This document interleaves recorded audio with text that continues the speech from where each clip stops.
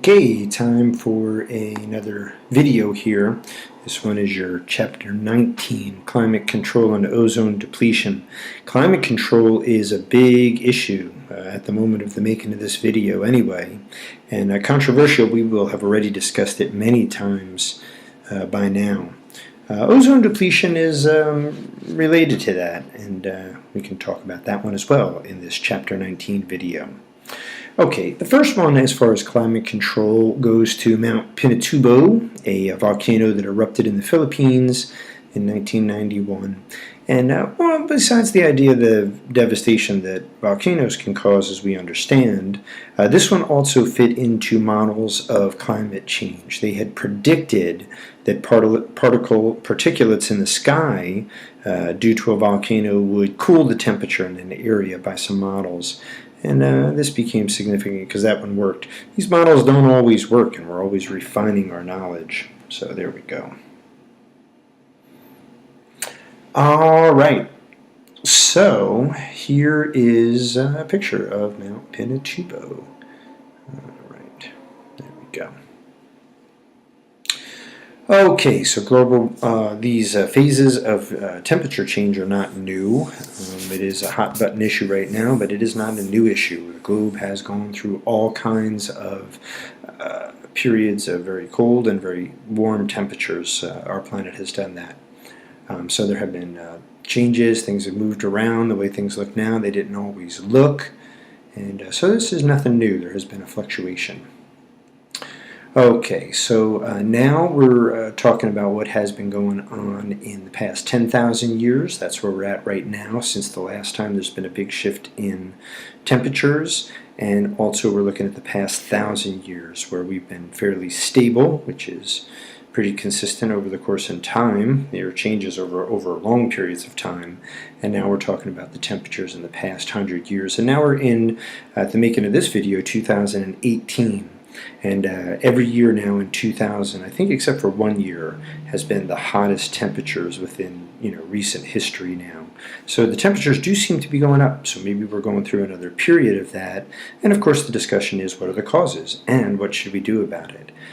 These are very difficult questions to answer, and they have a lot of different facets to them. Okay, so one of the ways they can see these trends that have been going on are these ice rings. The idea here is that they go down and they take a core sample of what's been going on, and there's periods of melting and freezing, and it's kind of like the rings on a tree. You can kind of figure out what's going on for a time period, and then you can see the gases that are dissolved within the ice in those samples. And that'll give you an idea of what was going on a certain number of years ago. Clues to what the temperature were and what the concentration of gases in the atmosphere were. Okay, so here is the idea of the past 900,000 years. The temperatures have gone up and come back down, gone up and come back down. And we're in a phase now of the temperatures going back up. These are the surface temperatures in thousands of years ago. And here the second is over the past 130 years. So you can see the trend is upward. And like I said, this chart was made a few years ago, and the trend has continued to go up. The hottest years are continuing to happen. So we're in this upward trend of temperatures, that's for sure. Okay, so this idea is the temperature change now going back from 20,000 years to now, and you can see where the end of the last ice age picked up on agriculture, and it has been pretty stable over the last 22,000 years. This is a recent change that we're looking at.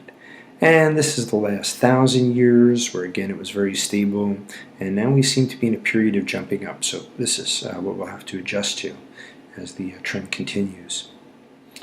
Okay, this idea of the greenhouse gas is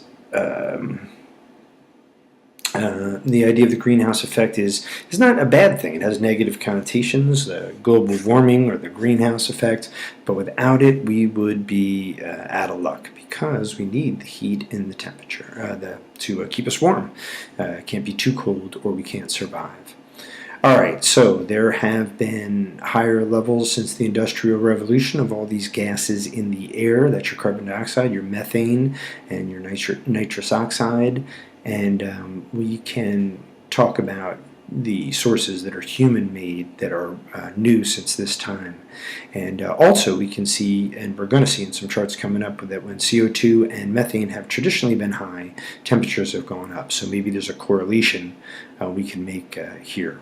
And it's the developed countries that have high CO2 emissions, and then also population-wise, it's places like China and India as well. So the United States is pretty high up there, and China and India are also high up there. Okay, so the idea of the per capita emissions of CO2 is per person, and we're doing a good job there with keeping the per capita high in the United States. Okay, the idea here is maybe we're reaching a tipping point where there is so much of these gases in the air that we can't come back from a temperature, the temperature's rising and continue to rise. There is the debate on whether we can turn this back by cutting down the amount of CO2 in the air, this temperature rise that's going up, but there is some debate that we might be reaching a tipping point. And in China, we've already seen in the air pollution chapter what a big problem it is over there. And also some of the coal burning that they're doing is with technology that's behind where ours is currently at its best. And that also makes higher emissions. Okay, so here is the idea of CO2 concentration over the past 400,000 years. And you can see there's a correlation. The second graph is methane. So methane and CO2 seem to be at high levels at the same amount of times, and they are now again. And then there's the temperature. And you can see there seems to be a relationship to the amount of methane, CO2, and the amount of temperature that you're getting, the amount of temperature change. So the temperatures seem to go up when there's more methane and carbon dioxide in the air. And with that, also we can see there's a correlation to sea level. So these are things we have to think about as we're looking at our present day conditions. Okay, so human activities, this is the widely prevailing view of scientists anyway, and this is an international panel that really collects information from all kinds of sources internationally about climate change. They don't write the reports, but they do collect the, the prevailing information at the time. And so it seems that they have been watching this for a while, and they are looking at the idea that human beings are enhancing this idea of the warming of the planet. And they're looking at all these different things that we're talking about, the sea levels rising, melting of the glaciers, droughts that are going on longer, and also looking at the causes and potential causes and effects of this. All right, so Al Gore, who was Vice President of the United States, won the Nobel Peace Prize for his work on bringing this idea to people's attention. And this becomes a contested issue. Some people say it's real, some people say it's fake. All right, so what are these things that we can do that are involved in this climate change? Well, here's a picture of a glacier from 1948 and 2004, and the idea is that we're losing these glaciers, these solid masses of ice that we have. So that's the idea of this picture here, and that seems to be the trend here. Here's some pop-ups, but here is a picture of Greenland and the North Pole covered in 1979 compared to 2007. So it seems like as the temperatures go up, this is one of the effects here, that we're losing some of the ice that we're talking about.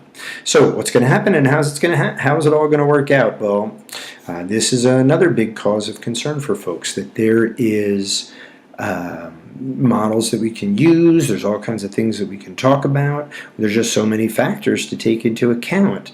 So we don't really know 100% what's going on. But the prevailing wisdom is that we are going to continue to warm, and to warm rapidly. And from a scientific standpoint, it seems that there is a correlation between the human activities and this climate change. So one way or another, the temperature is going up, and that is going to have consequences, and we need to be aware of that and ready for that as well. And if we can maybe think about also how we might affect that, if we consider that to be a negative thing. And we'll talk more about that as the chapter goes on. All right, so here's one of these great ideas here that show you how things get into and out of the how they cycle through here and how they're related to each other. So the greenhouse gases getting trapped, and that's warming things up. the ice and snow melts, and there you go. CO2 removal by plants, but emissions when you burn the fire, that creates more heat as you get the CO2 emissions higher. Alright, so that is the idea there. Alright, so this is the idea of the projections that have been made and the measured temperatures, so it seems like we're somewhat on the track here to what is actually going on. Alright, how about the oceans? Is that the answer? We've talked about the oceans as being a CO2 sink, so there is CO2 that goes into the oceans, and then there is also the idea that creates acidity, and we talked about that with coral reefs before, that the calcium carbonate skeletons of the coral reefs are compromised because the CO2 mixes with the carbonate, creating the carbonic acid. That is the problem of the acidification in the ocean. So that does increase the acidity there, and also, too, it does take some of the CO2 out of the atmosphere. That is for sure. Okay, however, as there is more CO2 in the water, then there is less room for new CO2 to come in. So there seems to be some kind of evidence that we're slowing down on the amount of CO2 that the ocean can take in. Another thing is that the ocean temperatures, as they go up, you know that warmer temperatures are going to hold less gas. So as the sea levels become warmer, they're able to hold less CO2 as well. And that's due to the movement of the molecules. It just creates less chance to hold on to the gas. Alright, so can cloud cover? Okay, so here's some idea about cloud cover. Maybe we can slow the idea, cool the temperature because of all the jet entrails that are in the sky. Well, there's lots of rumors about the jet entrails. Short story on these things is they're not really going to change the temperature too much. And outdoor air pollution, as we saw from Pinatubo, can do that temporarily, but it's not going to be the answer either. This stuff falls out of the atmosphere relatively quickly, and that will not be a long-term effect. Plus, we've cut down on a lot of those particulates anyway that might have been doing that in the developed countries. Okay, so we might be at a tipping point here where the temperatures are going to go up, and these are creating positive feedback loops, where as the temperature goes up, more ice melts. As more ice melts, there's higher sea levels. As higher sea levels happen, habitats are flooded, and you get this kind of thing going on. There are warmer temperatures overall, so you have more wildfires than you would have. You would have maybe storms, as we've seen, that are seem to be gaining in intensity as the temperatures go up. Rivers could dry up. There could be more of a season for pests and bugs to live because, like let's take mosquitoes, for example. They live in the warmer climates. So if the seasons are generally warmer and the winters are held off a little bit longer, that could increase that. So all kinds of things here that could happen because of global warming now, or as the climate warms. Now, I think it's a good idea, again, to pause and take a look at this screen here, because this is a really great way to make the connections, and it gives you an idea, and these are, of course, predictions of what will happen, but as the temperatures go up by 1 degree Celsius, starting at 2, 3, and 4 degrees Celsius, and these are the projections that we're looking at. And so these things, you can see the Fahrenheit correlations, 3.6, 5.4 degrees, 7.2. So if the average temperatures are going up by this much, these are the things that will happen. I've done enough talking. I'll pause for a second for you to be able to look at this screen, and then we'll move on. Okay, that was a good one to pay close attention to, as all of this stuff is, of course. Alright, so if we have more drought, then that is going to cut down on the biodiversity, of course, and then there'll be less growing because of the drought. So that's going to be a bit of a problem. The areas will dry out. They'll get to maybe a tipping point where they can't grow back, and then maybe you have desertification of areas that were once able to grow food. Okay, ice and snow are going, so of course we know that that's a problem. One thing about the ice is the albedo effect. And the albedo effect is reflecting the light, which means it deflects the heat from the Earth. So as the ice melts, the light gets to the Earth a little bit more and warms the surface temperatures up rather than being reflected back out again. And of course that melts more ice, so that's a problem. So the sea ice that's out there is not going to increase the sea levels. It's already out in the water, but it does cut down on the albedo effect, and it is going to affect the animals out there, and the polar bears are the poster animal for this, of animals that need that ice to get from one place to another. So there's a larger effect in the polar regions for that one, and it's such a big part of their ecosystem, and then that's going away. And this can affect climate in other places as well. The floating sea ice is implicated as it melts in changing the climate in California and is said to be adding to the drought. So these are some interesting connections that are made as well. Now, land-based ice that we're talking about is more of a problem because the land-based ice, as it melts, it does flow down to the water. And if it's not freezing up, we have a problem with the flows of rivers, and you are also going to have a problem with the idea of the sea levels now rising. And that adds to problems as well, and is one of the effects that we saw is correlated to a rise in temperature, of course. Okay, so many places these things are happening.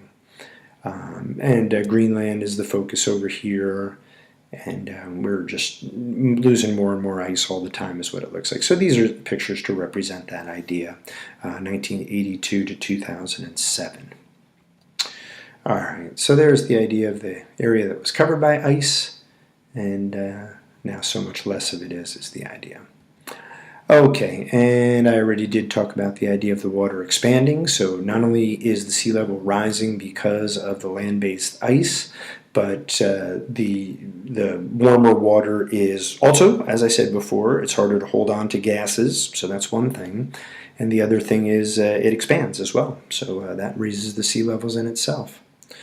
Okay, so perhaps this is something that is not going to come back, and we will have to be taking a look at this. And this is stuff that we've discussed in class already, how the storms that are coming in from the coast seem to be having a larger effect now, and also how we have projections that lots of places where people live, like South Florida, New Orleans area, Venice, may be underwater.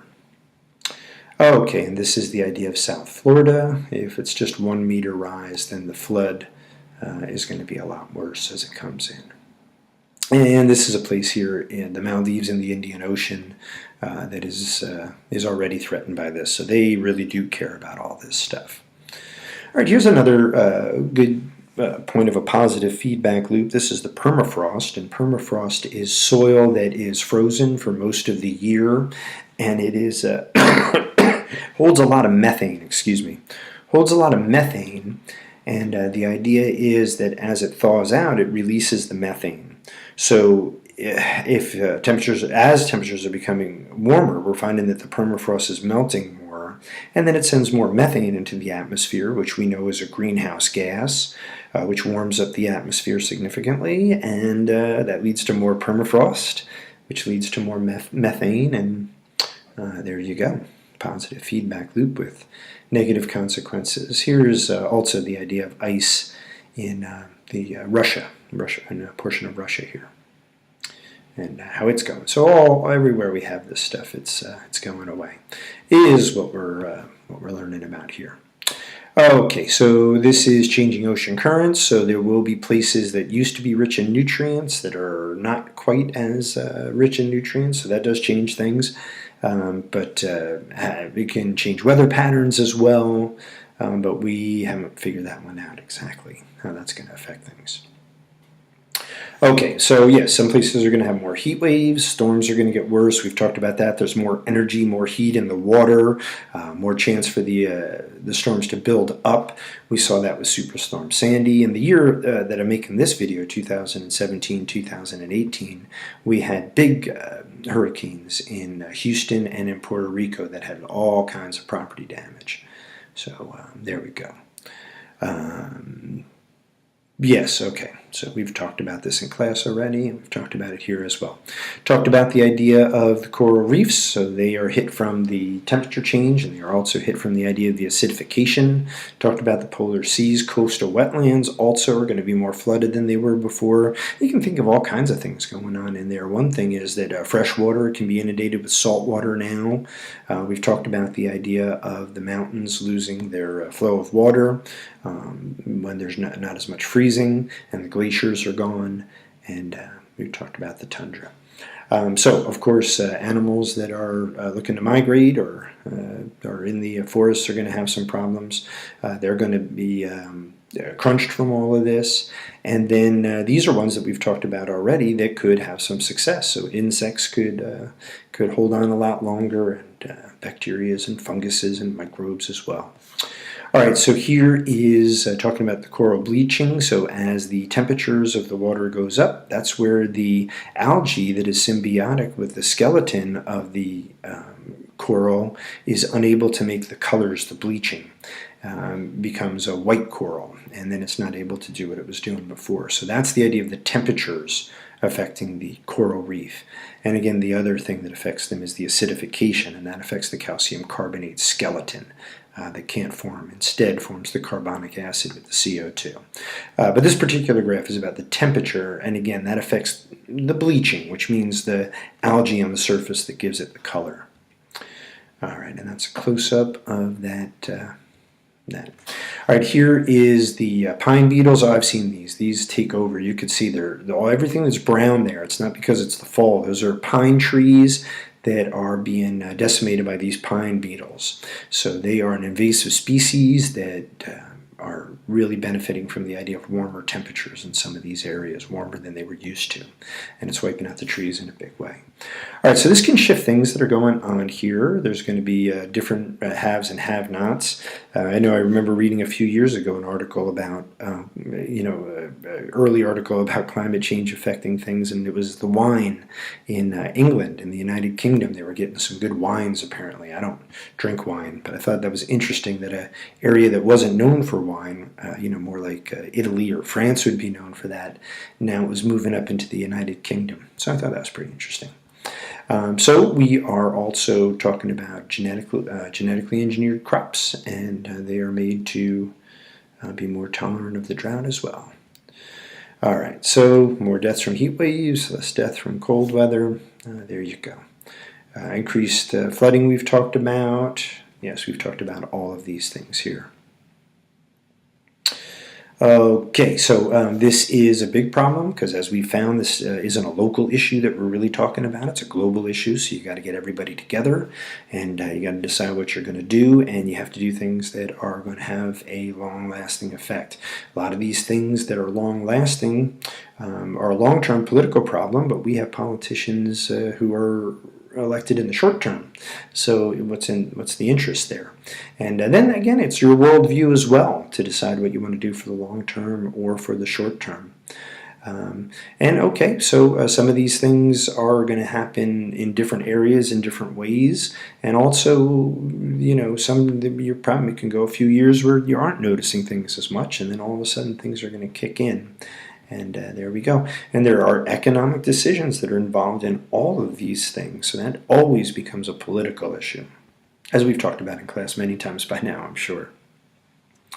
Okay, so one thing is we can cut down on the greenhouse gas emissions. And then we can also, at the same time, we should be talking about what we're going to do about the things that are already happening. And that is the rise in temperature and the rise in sea levels. There is more and more of a push for this, but there's debate on both sides, whether we should do these kind of things, whether we shouldn't. People talk about it as a hoax.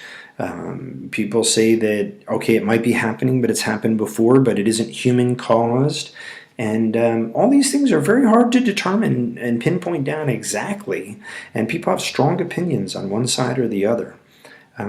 But there we go. I think that part of what will happen is an energy thing as well. Maybe renewable energy will become more economically viable than it is right now, and then there won't be as much reason to put some of these gases into the air.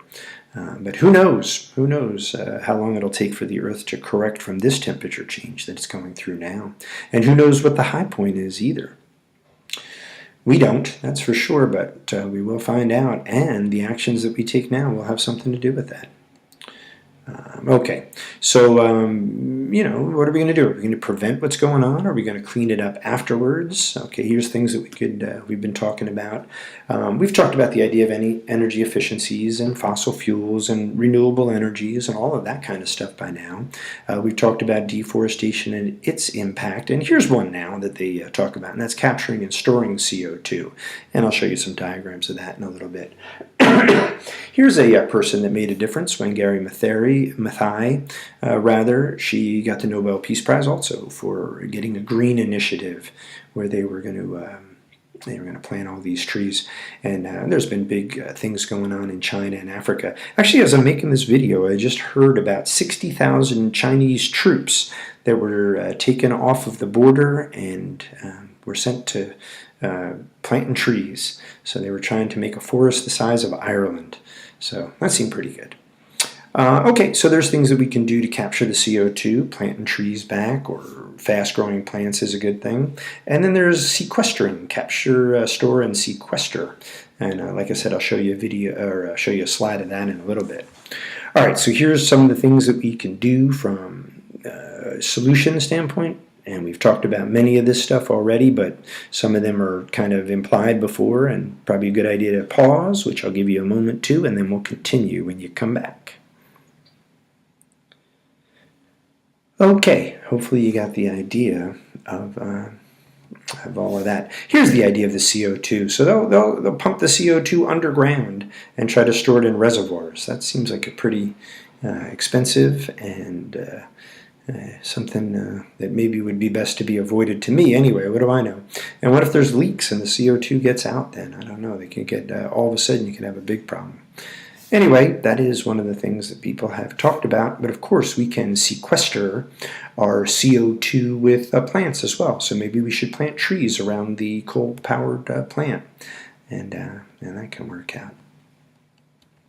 Okay, so that's the carbon capture and storage, the CCS, and yeah, we're not doing that yet, but that has been suggested as a way to go about doing it. All right, and I've already talked about some of this stuff. Yes, and it still promotes the use of coal, and there we go. All right, so we can help with these things by regulating pollutants. We've talked about the cap and trade program. Technology, we can give technology for cleaner burning power plants to other countries, and there we go.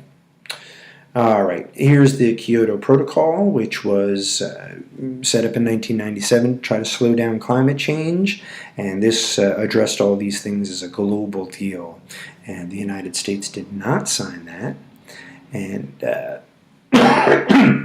moving beyond this, there are people who suggest that the U.S. should get involved, and that the developing countries and set up these goals and so on. More recently than that, in the last couple of years, the U.S. and most every other country on the planet was in the Paris Climate Accord, talking about the idea of climate change. And just recently, within the last year of the making of this video, the U.S. has withdrawn from that, and for economic reasons. Okay, so these are things that are going on here. Costa Rica's a great place, rainforests. They were deforesting and very unsustainable, and they decided to turn themselves into an ecotourism model for the world, and they've had some great success with that, and they want to be carbon neutral, so they want to take in as much carbon as they give off. Norway is also trying to be carbon neutral, and yeah, so China and India, and they are making, there's very interesting things there because they're becoming more developed all the time, but they also are looking at their development with an understanding of these pollution issues. But very interesting. There's so many people in those areas, and they're just becoming developed in many ways, and in some ways they're completely developed. All right, so some cities and states, and in particular, California is a really good state for this, are taking initiatives that are higher than the U.S. standards. All right, so yes, here's California, and again, they're doing all kinds of things over there. Recycling programs, awareness, education, areas out in the water that we talked about that are preserved, and all kinds of things that are above the federal standards being done in California. Okay, and also companies are getting into this. People are also getting behind these kind of things. So there is a big push for people to get more involved, and it becomes and a big push from people also for companies to have green products because that sells now.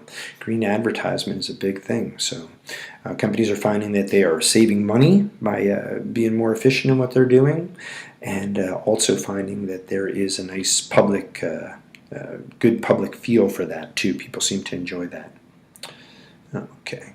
And universities, usually I have students that are heading to universities and they come back with stories of the way their universities are proud to tell them in their tours how they're being sustainable and green, and that's pretty fantastic. So what can you do to cut down on your carbon footprint? Well, we've talked about a lot of this stuff already, but good to review them here, and I will give you a chance to pause and take a look at that. And you have some great ideas. Okay, and now we are back. Okay, so preparing for what's going on here, again, move people away from low-lying areas. Already after Superstorm Sandy, if you want to rebuild, you have to rebuild higher up. We'll make sure maybe we don't degrade the sand dunes because we know they're going to help out in a storm. All these other things here that we can do. Storage tanks away from the coast, that makes sense. Hazardous materials away from the floods that are potentially going to come in. That's a good one there. And maybe cut down on greenhouse gas emissions as much as we can. There seems to be multi-pronged approaches that are going on right now. Improved efficiencies, more renewable energy, more of a drive for this type of thing.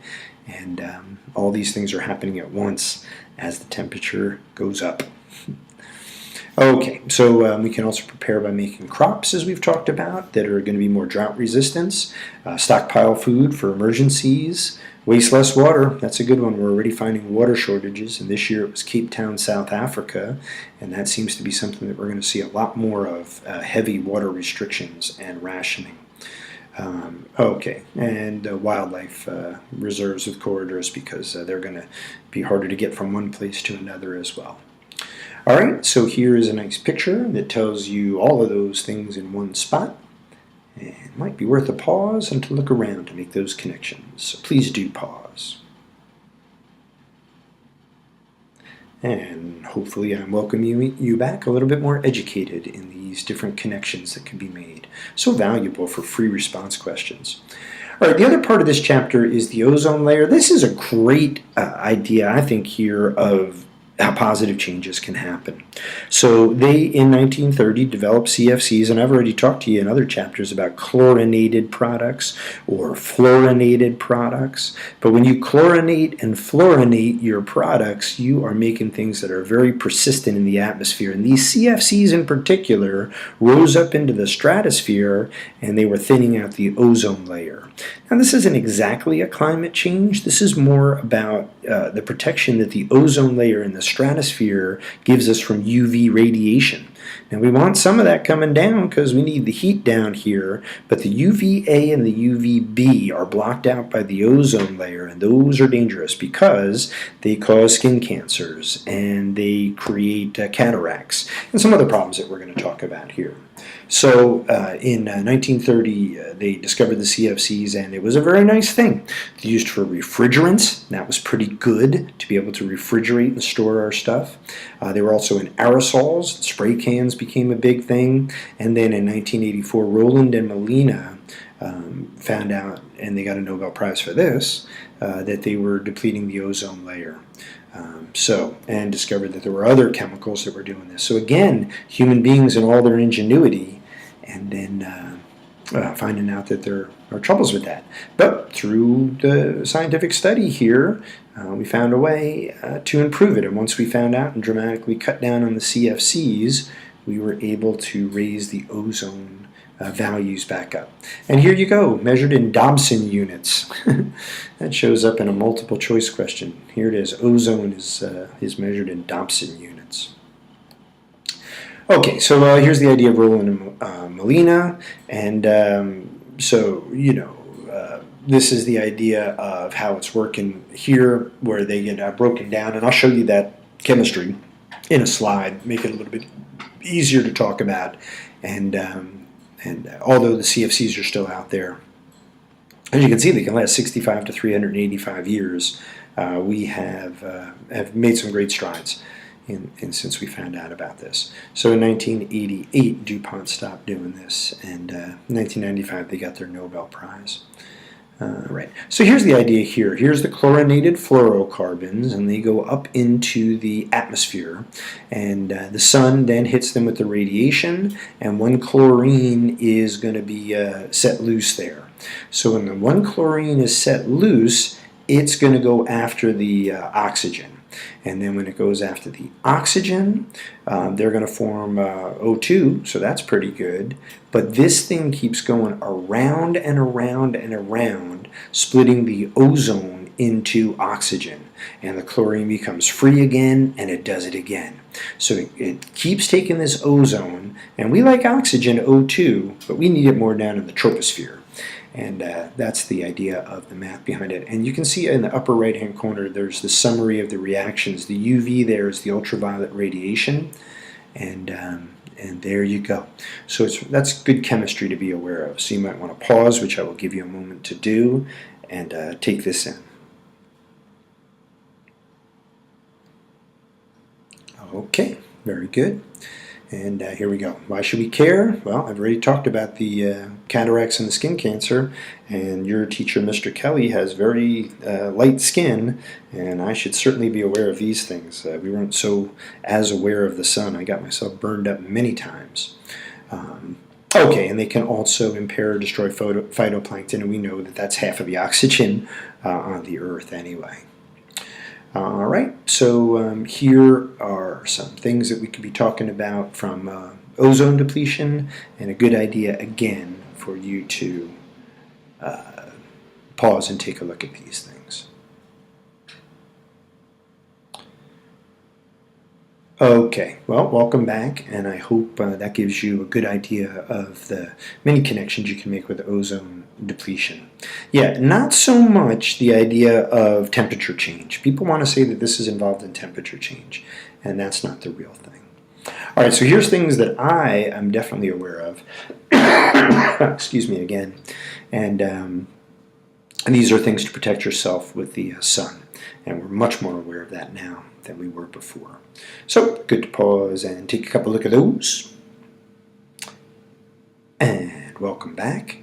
And all right, so here we go. The Montreal Protocol was, that's good to know that that was an international get-together where we decided we were going to cut down on the CFCs and the other ozone-depleting chemicals, and we got together as a planet again at the Copenhagen Protocol. The United States was involved with these. And prevention, much better than trying to clean it up. And now we're coming up with substitutes for these things. So ingenuity is, again, helping us out. Well, that's it for this video. I hope you found it informative. Hope you found it interesting. And I look forward to seeing you back in class. Thanks for watching.